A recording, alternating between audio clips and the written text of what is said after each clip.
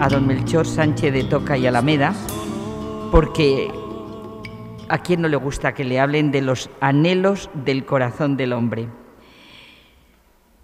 Es subsecretario del Consejo Pontificio de la Cultura, estudió filosofía en la Facultad de Filosofía de la Universidad Complutense de Madrid. Títulos tiene muchísimos, pero muchos. Estudia filosofía, como digo, en la Universidad Complutense de Madrid, donde se graduó. Después estudió estudios de teología en San Ildefonso de Toledo, también en la Pontificia Universidad Gregoriana de Roma, donde obtuvo la licenciatura de Teología Bíblica con especialización en el Nuevo Testamento. Posteriormente, el doctorado en la misma universidad con una tesis precioso sobre el diálogo fe-cultura en el Concilio Vaticano II y su recepción en la Iglesia. Miren, las publicaciones, no le digo la cantidad de hojas, que no me voy a meter porque es que ya no daría en la charla. Si yo me pongo a decir todas las publicaciones que tiene, y no acabo. Pasaría más de una hora diciendo publicaciones, que ha tenido artículos, participaciones en congresos, enorme. Ha desempeñado su ministerio pastoral en la pastoral juvenil y universitaria como capellán de la Escuela Superior de Ingeniero de Caminos.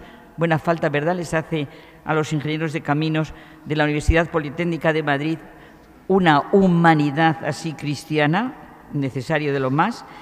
Después pasa a prestar servicio en la Santa Sede en el Consejo Pontificio de la Cultura como encargado del área de lengua española y del diálogo ciencia-fe.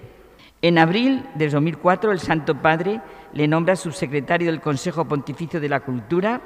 En su actividad en el Consejo Pontificio de la Cultura ha sido encargado de la sección Ciencia y Fe y coordinador del proyecto, que consiste en una red de iniciativas de investigación, estudio y divulgación acerca de los más importantes temas del diálogo, insisto, que es precioso, entre las ciencias naturales y la fe, con base en las universidades pontificias romanas, y actualmente es el encargado del Departamento de Deporte y Cultura y colaborador en la parroquia de Santa Francesca Cabrini de Roma. Pues muchísimas gracias, don Melchor, y perdonen que no les diga todo lo que se podía decir de él, de los estudios y artículos que tiene, pero no acabamos. Muy buenas tardes a todos. Después de una presentación así, como suele decirse, yo también estoy deseando escucharme.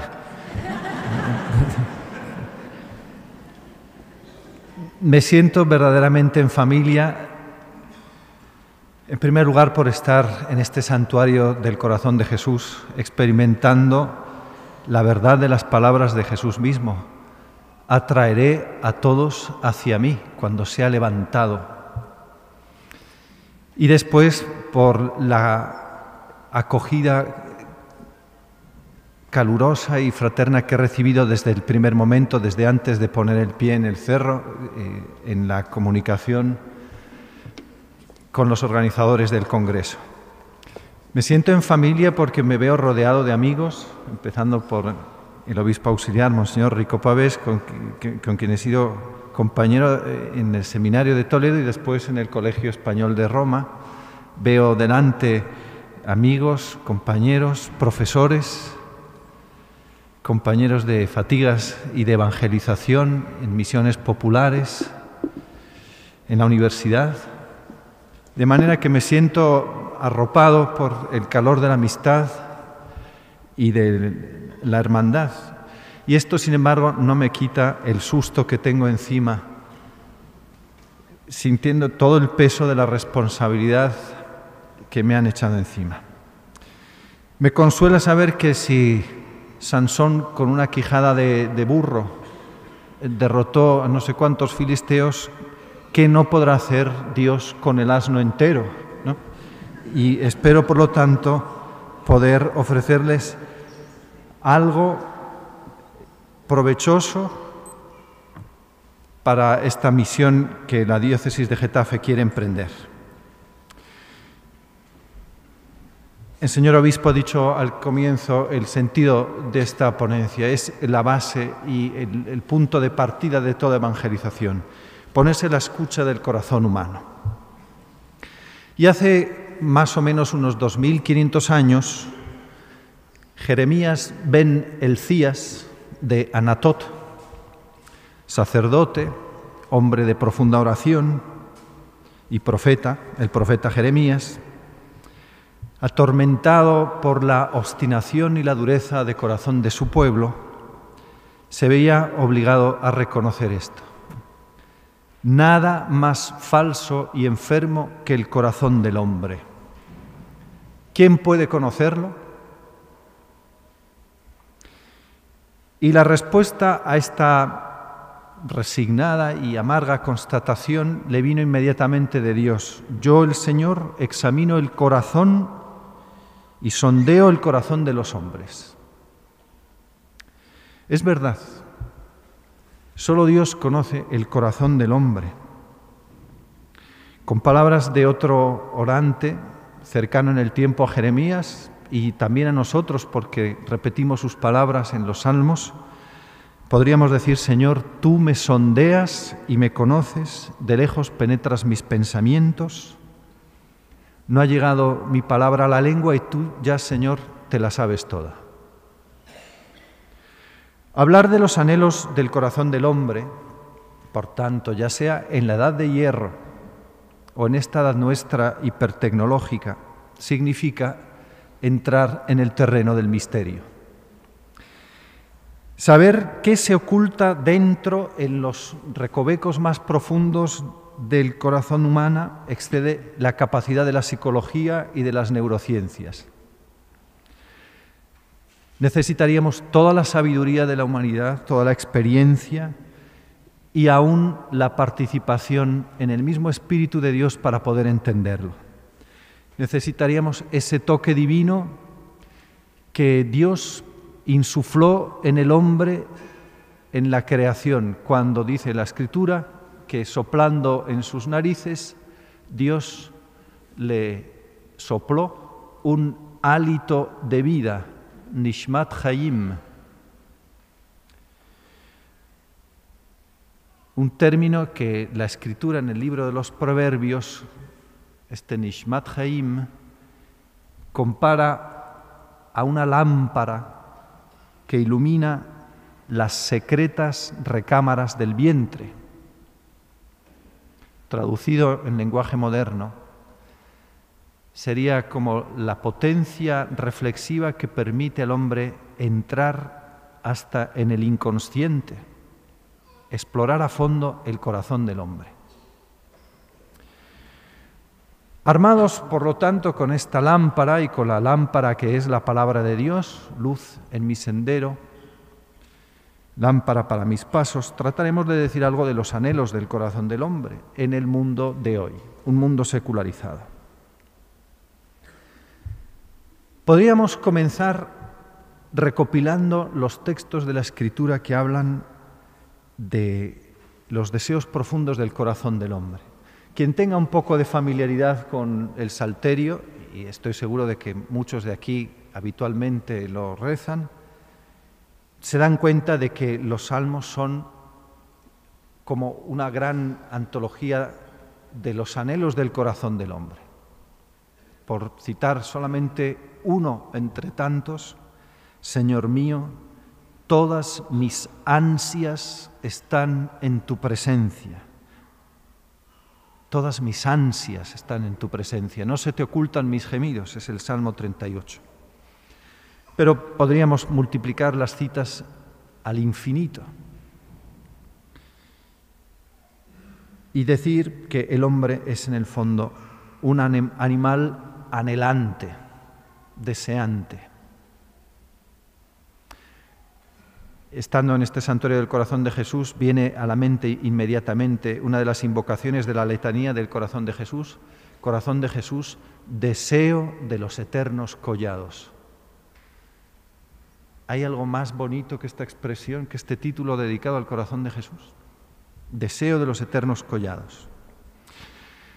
El hombre, animal de deseos, pero ¿deseo de qué? ¿Qué es lo que desea el hombre? Todos estos anhelos en último término, son expresión de un deseo de infinito, de plenitud, que en esta tierra parece que no encuentra su cumplimiento.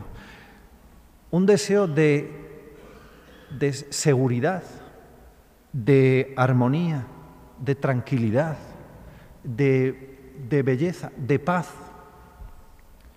y de algo que además no se vea amenazado por el tiempo, ni por la enfermedad, ni por el decaer de las fuerzas, ni por las circunstancias, ¿no? Algo que podríamos resumir en el término felicidad. Cuando preguntamos a la gente qué es lo que desea verdaderamente, en el fondo nos dicen, pues vivir tranquilo, tener para comer, que mis hijos crezcan sanos, que no tengamos, que no haya alarma en nuestras plazas, como dice el Salmo. En el fondo es desear la felicidad. Felicidad, armonía, bienestar, serenidad, vida, son como un mosaico de las aspiraciones del hombre. Y por eso San Agustín, que reflexionó mucho acerca de los deseos del corazón del hombre, dice, es cierto que todos queremos vivir una vida feliz y no hay nadie que no asienta a esta proposición antes de que haya terminado yo de enunciarla. Decía San Agustín también, dices felicidad, felicidad, y todos se vuelven para ver si la tienes.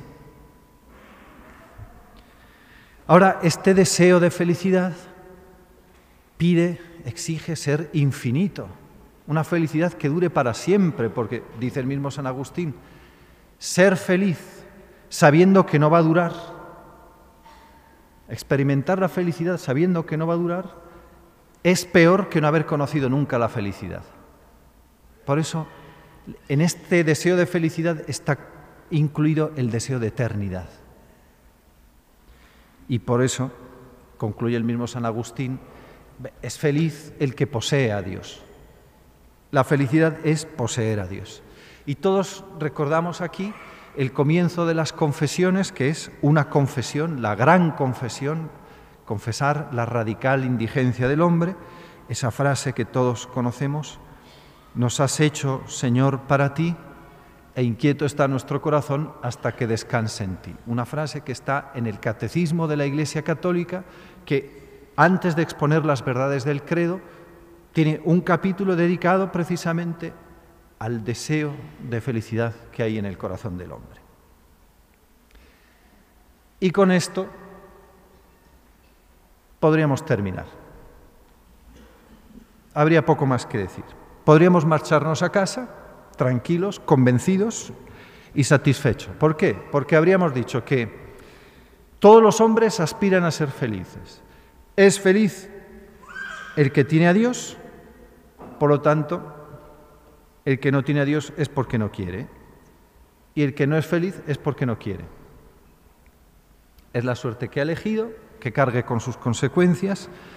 Nos volveríamos a casa con la conciencia tranquila, con el consuelo de saber que nosotros hemos conocido a Dios, hemos conocido la felicidad, y añadiríamos que qué mal va el mundo, menos mal que estamos nosotros los buenos, en fin, menos mal que queda algo. Lo que ocurre es que las cosas no son tan sencillas.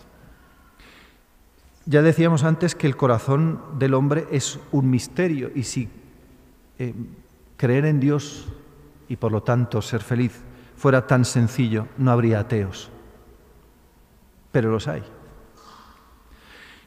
En un mundo de inteligencias puras, para quienes la contemplación de la verdad es inmediata, y la verdad se presenta sin mediaciones, es inmediata, pues quizá no habría ateos. De hecho, es lo que ocurre con los seres angélicos. La Escritura dice que también los ángeles creen y tiemblan. Los ángeles no tienen dudas de fe. Los ángeles no tienen dudas acerca de la existencia de Dios. Y sin embargo, se rebelaron, ¿no? Decidieron no someterse a Dios ni seguir su voluntad. Y esto debería hacernos más cautos y sobre todo más comprensivos a la hora de afrontar a los ateos y a los que no creen. Y es que si es legítimo preguntar a un creyente por los motivos de su fe, y el apóstol San Pedro nos dice: estad siempre dispuestos a dar razón de la esperanza que hay en vosotros a quien os la pida, de la misma manera también podíamos preguntar legítimamente a los que no creen en qué no creen los que no creen y por qué no creen. El cardenal Danielou decía: ¿por qué siempre la carga de la prueba tiene que estar del lado de los creyentes? También los no creyentes tienen que justificar su no creencia, ¿no? ¿Por qué no creen los hombres? ¿Por qué hay ateos? Ciertamente, el libertinaje de costumbres, el vicio, la dejadez, la pereza intelectual, la ignorancia religiosa, los prejuicios, el escándalo del mal comportamiento de los cristianos son causa muchas veces de la no creencia, al menos de una buena parte de ella. Pero aún así, todos nosotros conocemos personas extraordinarias, cultas, educadas, sensibles, personas buenas, con un buen corazón, sinceras, a veces moralmente superiores a nosotros mismos, y sin embargo no creen en Dios. No son anticlericales resentidos, ni deístas iluminados, no son ignorantes, quizá no hayan sufrido traumas en la vida que les han llevado a alejarse de Dios, la muerte de un ser querido, cercano. Simplemente no creen. Viven en una increencia tranquila, si podemos decirlo así, o al menos más o menos tan tranquila como puede ser la fe que nosotros tenemos. También ellos conocen dudas, igual que el creyente experimenta momentos de oscuridad en su vida de fe. Y es que en realidad es difícil decir por qué la gente cree y también por qué no creen. El premio Nobel Steiner, que es judío, dice que en cualquier individuo la génesis del sentido de Dios o del no sentido de Dios, es decir, del ateísmo, es tan variada, tan compleja y tan resistente como los individuos mismos. Los elementos que suscitan o impiden el asentimiento o el rechazo a Dios pertenecen a la química de lo desconocido. Desconocido para nosotros, no para Dios. Dios sabe lo que hay en el corazón del hombre, nosotros no. Y este ateísmo o esta increencia o esta dificultad para creer no tiene nada que ver con el espíritu del libertino descreído, ni tampoco con el nuevo teísmo de Dawkins o de Hitchens o de Stephen Hawking, que conocerán por la última película y muchos quizá por sus libros. Todo esto se da esta forma de anticlericalismo casposo, un poco rancio, en algunos partidos y en España es más frecuente. A veces no es solo anticlericalismo, es un anticristianismo, ¿no? Rabioso y amargado, resentido. Pero también hay otras formas de increencia, y es de estas de las que quisiera hablar.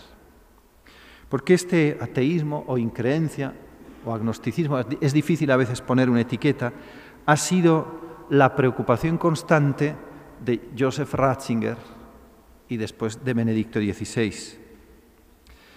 Y esta preocupación es la que él expresó en un discurso muy importante a la Curia Romana el 22 de diciembre del año 2009, que es el que ha dado origen a esa iniciativa de la que habrán oído hablar, quizá el Atrio de los Gentiles. Quisiera, por lo tanto, ahora citar al Papa y comentar sus palabras. Decía el Papa en aquel discurso a la Curia Romana: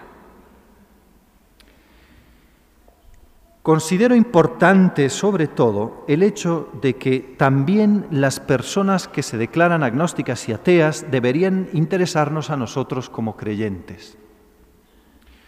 cuando hablamos de nueva evangelización, estas personas tal vez se asustan. No quieren verse a sí mismas como objeto de misión, ni renunciar a su libertad de pensamiento o de voluntad. Pero la cuestión de Dios sigue estando presente en ellos, aunque no puedan creer en concreto que Dios se ocupa de nosotros. En París hablé de la búsqueda de Dios como motivo fundamental del que nació el monacato occidental y con él la cultura occidental. Como primer paso de la evangelización, debemos tratar de mantener viva esta búsqueda. Debemos preocuparnos de que el hombre no descarte la cuestión de Dios como cuestión esencial de su existencia. Preocuparnos de que acepte esta cuestión y la nostalgia que en ella se esconde.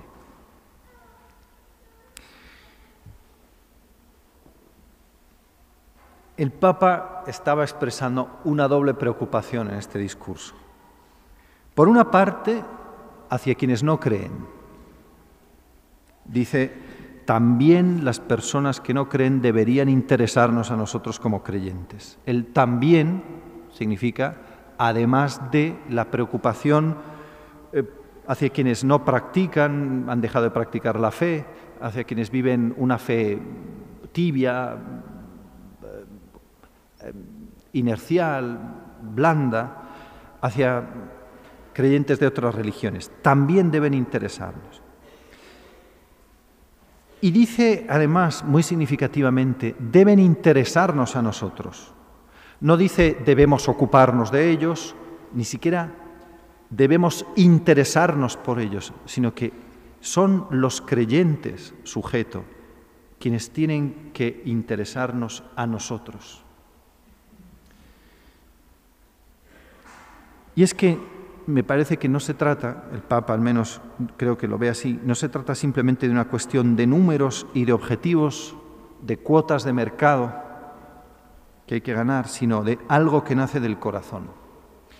Esta atención hacia quienes no creen no nace de la arrogancia ni de la jactancia de quien se siente superior, sino de un profundo acto de amor. Por eso es profundamente pastoral. Me vienen a la memoria las palabras de San Pablo cuando dice a los corintios, ensanchadnos el corazón, dadnos cabida en vuestros corazones. El Papa está pidiendo que demos cabida en nuestros corazones a las personas que no creen. Y esto con enorme delicadeza, porque él era consciente de que estas personas, cuando hablamos de misión o de evangelización, enseguida se ponen a la defensiva. Claro, nadie quiere sentirse objeto de nada, quiere sentirse sujeto, no simplemente objeto de conquista.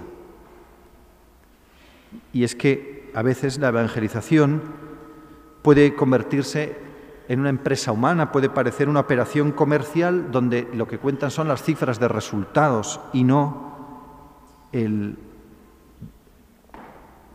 contacto de persona a persona. La segunda preocupación que expresaba el Papa Benedicto XVI en este texto está al final del párrafo y dice, deberíamos preocuparnos de que el hombre no descarte la cuestión sobre Dios como cuestión esencial de su existencia, preocuparnos de que acepte esta cuestión y la nostalgia que ella encierra. Es la cuestión de Dios, la pregunta por Dios, la búsqueda por Dios, es decir, el anhelo de Dios, la nostalgia de Dios. La pregunta por Dios es un tema que atraviesa todo el pensamiento del Papa Benedicto XVI y es para él una especie de gramática común que permite el diálogo entre los hombres. Prioridad, por lo tanto, a la pregunta por Dios, como punto de partida de una evangelización. Pregunta por Dios y la nostalgia que esconde. Benedicto XVI solía citar una afirmación del teólogo Johannes Baptist Metz, que es el padre de la teología política, por decirlo así, en Alemania, en su discurso de despedida de la cátedra. Metz, que ha desarrollado una teología eminentemente social y política, que ha inspirado la acción de muchos cristianos en el terreno político e incluso la teología de la liberación, sorprendió a todos diciendo que lo que la teología tenía que hacer era hablar de Dios, que la cuestión fundamental es Dios. Y esto le sorprendió mucho a Ratzinger, porque no se lo esperaba de un hombre dedicado sobre todo a una proyección en la vida social y política de la teología. Y comentándolo decía Ratzinger, el unum necessarium, o sea, lo único necesario para el hombre es Dios. Porque todo cambia si Dios existe o si no existe. Y por desgracia muchas veces también los cristianos vivimos como si Dios no existiera, ut si Deus non daretur. Vivimos según el eslogan, Dios no existe. Bueno, y si existe tampoco cambia mucho. Por eso la evangelización tiene que hablar de Dios, anunciar al único Dios, al Creador, al Santificador, al Juez. El punto de partida de la evangelización es este. La cuestión de Dios, la búsqueda de Dios. Y esto significa partir del corazón del hombre. Lo que pasa es que la cuestión de Dios no tiene solamente una repercusión en el ámbito personal o existencial de cada uno, sino también una relevancia social importantísima, porque es la más importante de las cuestiones que el hombre se pueda plantear. Claro, todo cambia si Dios existe o si Dios no existe. Lo importante es saber si existe Dios y si de alguna manera se le puede conocer. Todo lo demás es completamente secundario. La Iglesia, los valores, el reino, todo eso es secundario. O sea, lo importante es saber si Dios existe o no existe, si lo puedo conocer, si puedo entrar en relación con Él. Saber si todo esto es producto de un destino ciego, de una materia irracional, si mi propio pensamiento es en realidad un subproducto puramente casual de la materia, o si bien he sido destinatario de un proyecto libre y amoroso. En definitiva, saber si soy producto de la pura materia irracional o si en el origen de todo existe un ser personal que ha querido que yo estuviera aquí. Esta es la gran alternativa, el articulus cadentis vel stantis humanitatis. Es la única cuestión que importa. Todas las demás son, comparadas con esta, irrelevantes. Por lo tanto, la cuestión de Dios es insoslayable. Es la prioridad que tiene que estar por encima de todas, hacer presente a Dios en el mundo y abrir a los hombres el acceso a Dios. Podríamos decir que se trata de salir del inmanentismo. El Papa Francisco ha retomado también el tema del inmanentismo, modificándolo un poco. Para él, el inmanentismo no es tanto la cerrazón del hombre frente a Dios, sino la cerrazón del hombre también frente a los demás. Permanecer prisioneros del propio egoísmo, ¿no? Hay que romper esta barrera. Dice el Papa Francisco en Evangelii Gaudium, salir de uno mismo para unirse a otros hace bien. Encerrarse en sí mismo es probar el amargo veneno de la inmanencia y la humanidad saldrá perdiendo con cada opción egoísta que hagamos. Cuando ni Jesucristo ni los demás nos interesan, nos hallamos ante la manifestación de un inmanentismo antropocéntrico. Este es el gran peligro, el hombre cerrado en sí mismo. Por lo tanto, la búsqueda de Dios se convierte, junto con la salida hacia los demás, en el presupuesto de la evangelización, en una especie de pre-evangelización. Como primer paso de una evangelización, decía Benedicto XVI, debemos procurar que el hombre no olvide la cuestión de Dios. Esto lleva al diálogo con aquellos que no creen, al que invitaba el Papa en aquel texto. Ahora, ¿qué significa dialogar con el otro, entablar diálogo con quienes no creen? Bueno, dialogar etimológicamente significa una palabra, un logos, que pasa de un lado a otro, dia, que atraviesa el propio confín y va hacia el otro.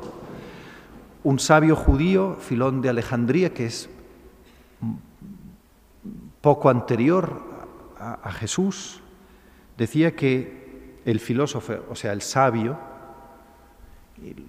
los primeros cristianos eran considerados filósofos por la excelencia de la doctrina que tenían acerca del hombre y del mundo. Decía que tiene que ser como un metorios. Metorios en griego significa el que ve más allá del propio horizonte, el que mira más allá de las bardas, de la cerca, de su propio recinto. Esto es la actitud de escucha al otro. Claro, cuando se habla de diálogo con otras religiones o diálogo con los no creyentes,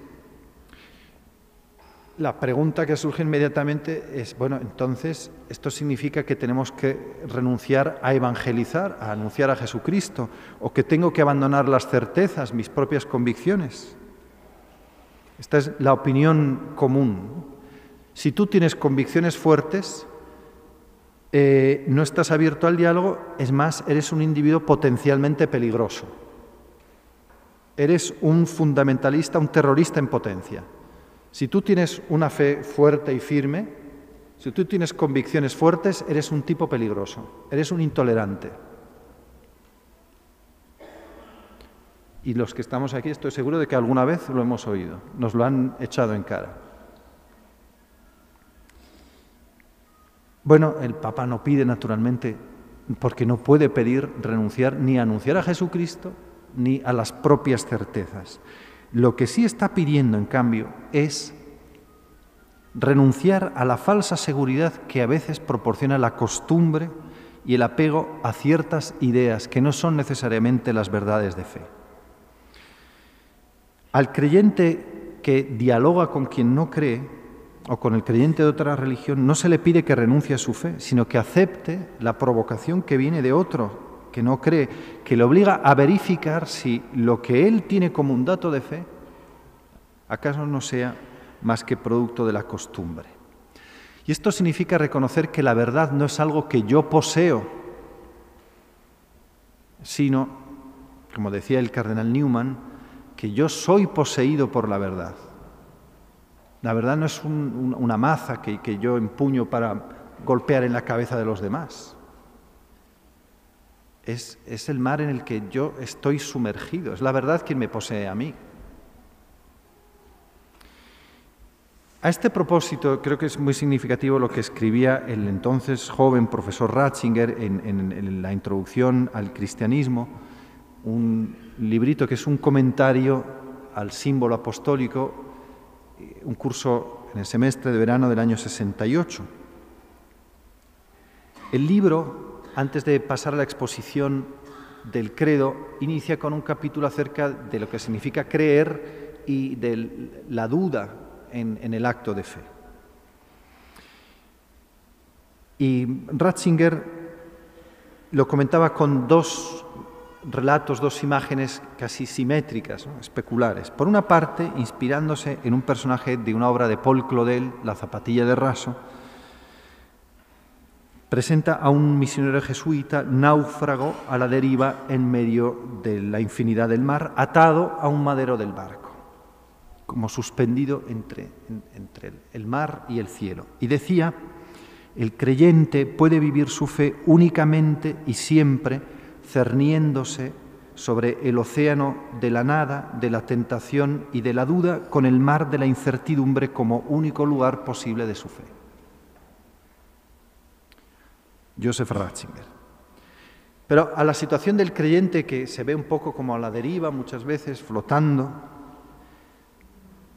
se le opone la historieta que cuenta él, que toma de Martin Buber, una historieta rabínica de un sabio ateo que fue a tratar de convencer al rabino más famoso de su ciudad de las razones por las que Dios no podía existir. Y al cual el rabino, después de escucharle pacientemente, le dijo: bueno, quizás tengas razón. El rabino le decía: yo no soy capaz de ofrecerte a Dios y a su reino, pero piénsalo bien, hijo mío, porque quizás sea cierto. Un quizás que quedó resonando en la mente del ateo como una carcoma, ¿no? La moraleja de las dos historias es que tanto creyentes como no creyentes tienen sus dudas. Parece que los únicos que tienen dudas de fe son los creyentes, ¿no? También los ateos tienen dudas, ¿no? El ateo se pregunta: bueno, ¿y si después de todo hay algo? ¿Y si hay algo? ¿Y cómo mantener una moral si después no hay nada? Dostoyevsky decía: si Dios no existe, todo vale, ¿no? Mantener una vida ética, una convicción moral, si después no hay nada, es terrible, ¿no? Y esa duda también asalta a quien no cree si se lo plantea con seriedad. Esto permite, por lo tanto, dice Ratzinger, hablar de a veces la incredulidad que hay en el creyente y también de la fe del ateo. La duda, dice, preserva al creyente como al ateo del encerrarse en el propio aislamiento. Permite una comunicación. Y dice él: la duda lleva al creyente a romper el hielo con quien duda, y a quien duda a abrirse con el creyente. Para el primero, para el creyente, es una participación en el destino del incrédulo.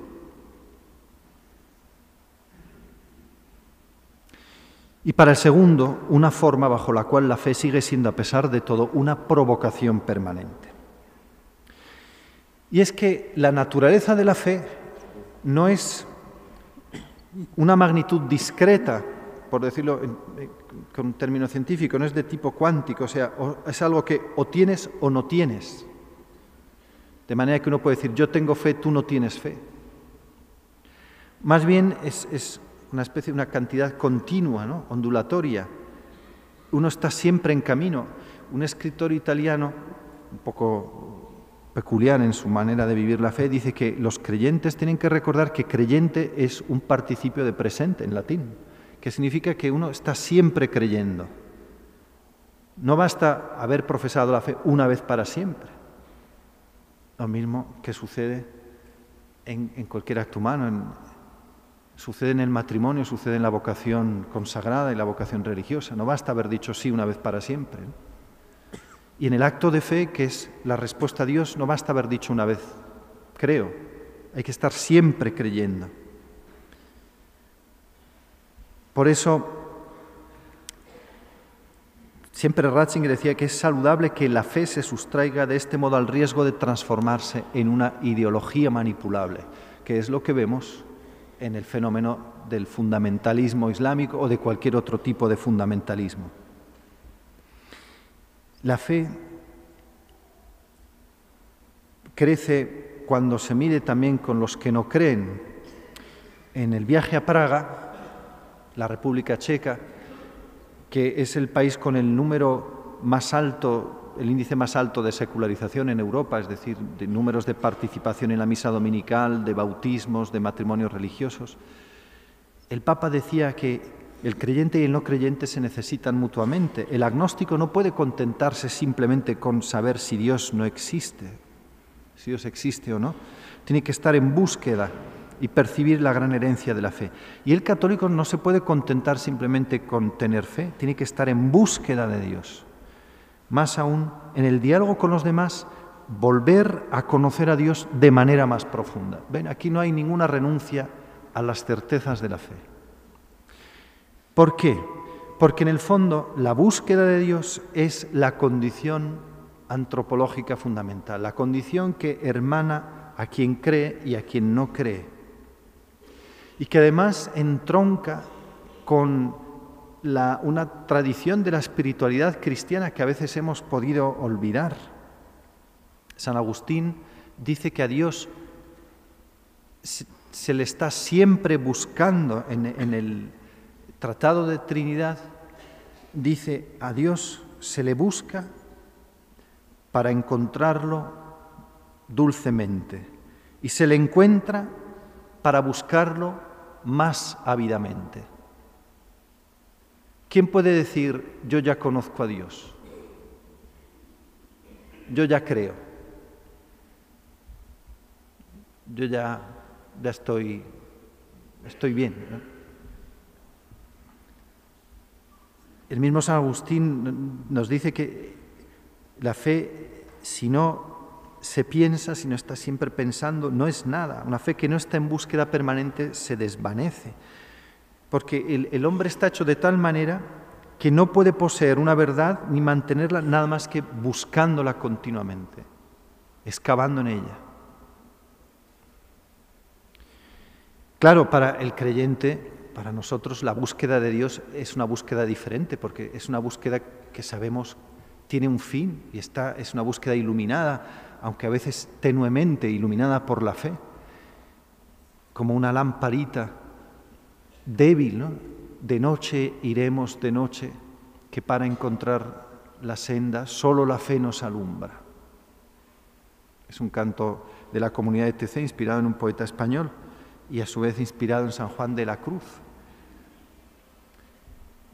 Pero es siempre una búsqueda, y por eso podemos sintonizar y comprender a quien busca a Dios a veces como a tentones, decía San Pablo hablando a los atenienses en el Ágora de Atenas, buscando a Dios como un ciego, a tientas. El Papa Francisco también ha recordado la importancia de este diálogo, diciendo que tenemos que sentirnos cerca también de quienes, no reconociéndose parte de ninguna tradición religiosa, buscan sinceramente la verdad, la bondad, la belleza, que para nosotros tiene su máxima expresión y su fuente en Dios mismo. Los percibimos, a esta gente que a lo mejor no cree, como aliados en el empeño por la defensa de la dignidad humana, en la construcción de una convivencia pacífica entre los pueblos, en la custodia de lo creado. Y aquí el Papa Francisco habla del atrio de los gentiles, donde creyentes y no creyentes buscan y dialogan acerca de los temas fundamentales de la existencia humana. Este es también un camino de paz para nuestro mundo herido. Hay veces que las grandes lecciones nos vienen de gente que vive fuera de la Iglesia. Y sería injusto no reconocerlo. Buscamos a un Dios que es siempre más grande. Deus semper maior. San Atanasio dice con una expresión muy bonita, en latín suena muy bien: si comprehendis non est Deus. Si logras abarcarlo, significa que no es Dios, porque Dios es siempre más grande. Nunca lo vas a abarcar totalmente. Será siempre más grande, por eso hay que estar siempre buscando. Y yo quisiera terminar con una poesía de un sacerdote y poeta italiano, el padre Davide Maria Turoldo, un hombre inquieto, un gran poeta italiano contemporáneo, que en los Cantos Últimos, su libro de poesía, dirige esta invitación, oración a un hermano ateo. Y dice así: hermano ateo, noblemente pensativo, en búsqueda de un Dios que yo no sé darte. Atravesemos juntos el desierto. De desierto en desierto vayamos más allá del bosque de los credos, libres y desnudos, hacia el ser desnudo, y allá donde la palabra muere, tenga fin nuestro camino. Que esta búsqueda del Dios siempre mayor nos lleve a descubrir en los anhelos del corazón de nuestros hermanos y vecinos el gran deseo de Dios, a suscitar en ellos la sed de Dios que solo Cristo apaga, y también a hacernos humildes y aceptar que a veces tenemos también que aprender de quienes no creen en Dios. Gracias.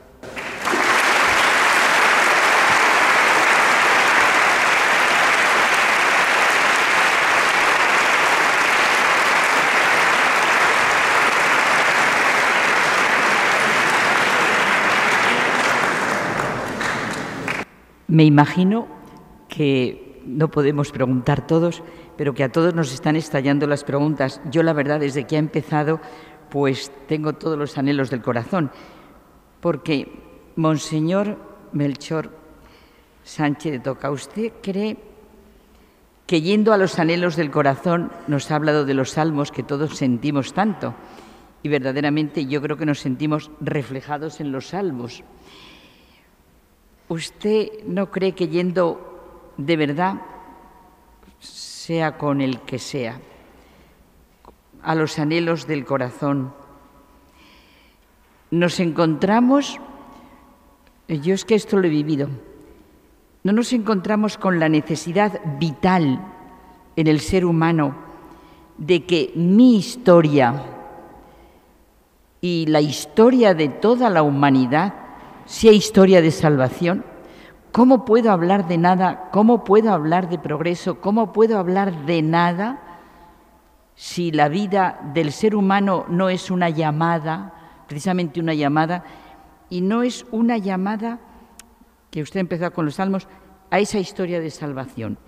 Y otra cosa, la segunda cosa, cuando nos iba diciendo, bueno, citaba a Dostoyevsky, a mí me encanta, él dice que el ateo perfecto está en la raya completamente con el creyente. Yo montones de veces en la clase le decía a los alumnos que ese Dios lo podían tirar a la papelera porque ese no era Dios. ¿Qué Dios niego? ¿Qué Dios afirmo o qué Dios niego? Yo en Toledo, precisamente, alguna vez he preguntado en el hospital de parapléjicos, ¿tú sabes en qué Dios creo yo? Y yo decía, la respuesta a estos anhelos, cuando usted ha empezado describiendo al ser humano con salmos trágicos y con profetas trágicos, la respuesta a estos anhelos yo creo que es muy fácil ver que es el cristianismo, que es la mayor humanidad que existe y la expresión de la más rica y plena humanidad. Cuando citaba, claro, a mí me salía del corazón Teresa de Jesús. Cuando usted estaba diciendo de los salmos, yo estaba pensando en Teresa de Jesús en las Moradas, cuando dice, que es fascinante, claro, si nos ha llamado Dios y nos ha creado, como usted decía, ¿qué anhelos tengo yo? Sin irme, yéndome solo con la razón. No hay cosa que comparar la gran hermosura del alma y su gran capacidad.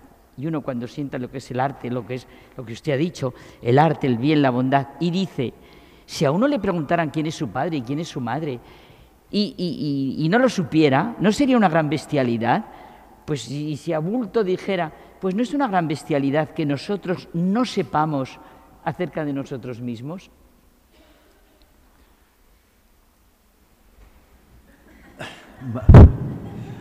Bueno, yo lo que he querido decir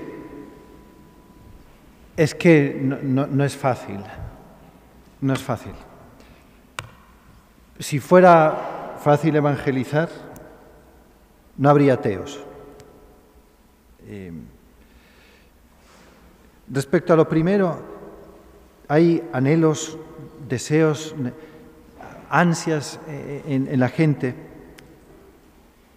Lo que pasa es que a veces no saben cómo orientarlos y a veces hablando con ellos y con amigos que tienen dificultades para creer, parece que no terminan de llegar a la Iglesia.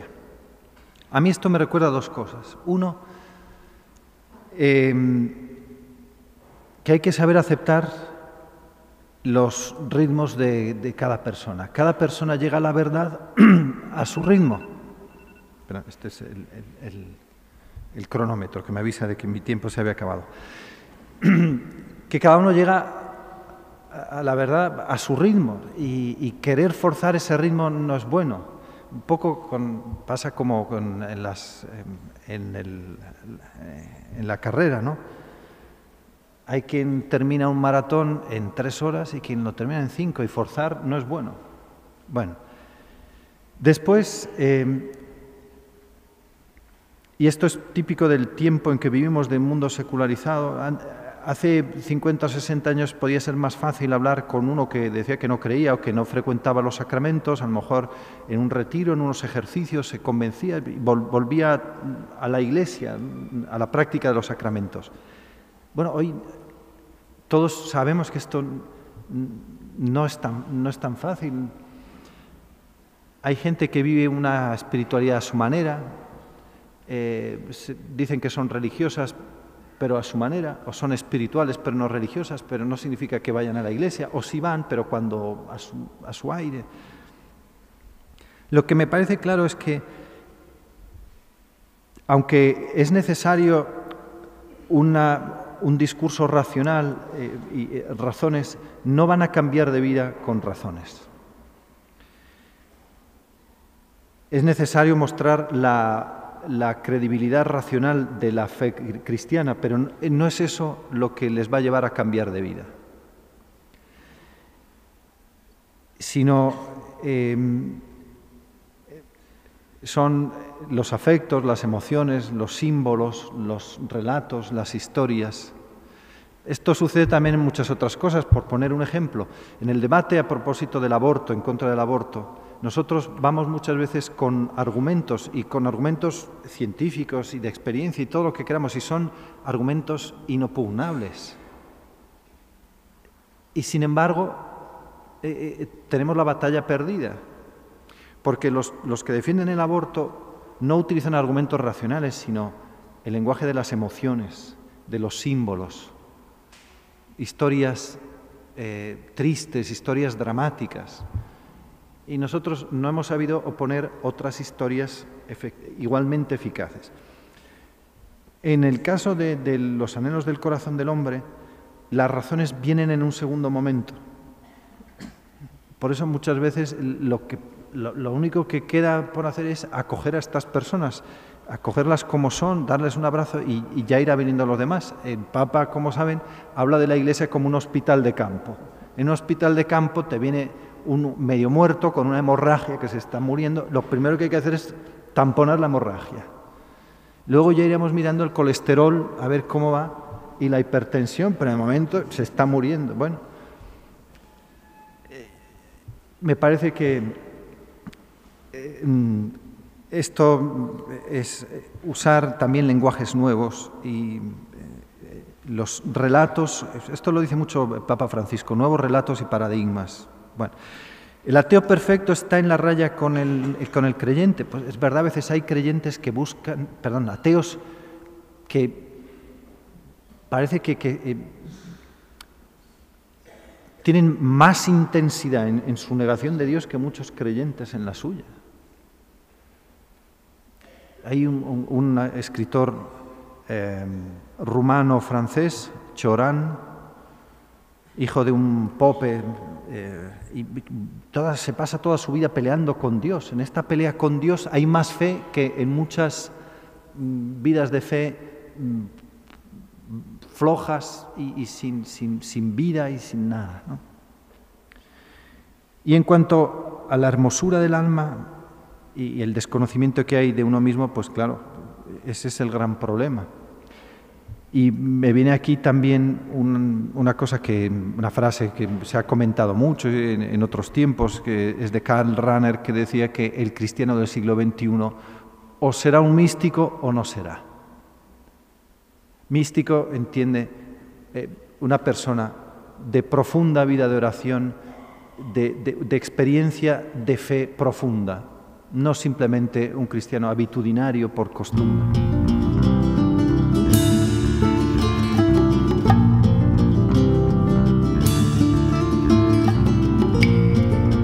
No estoy solo.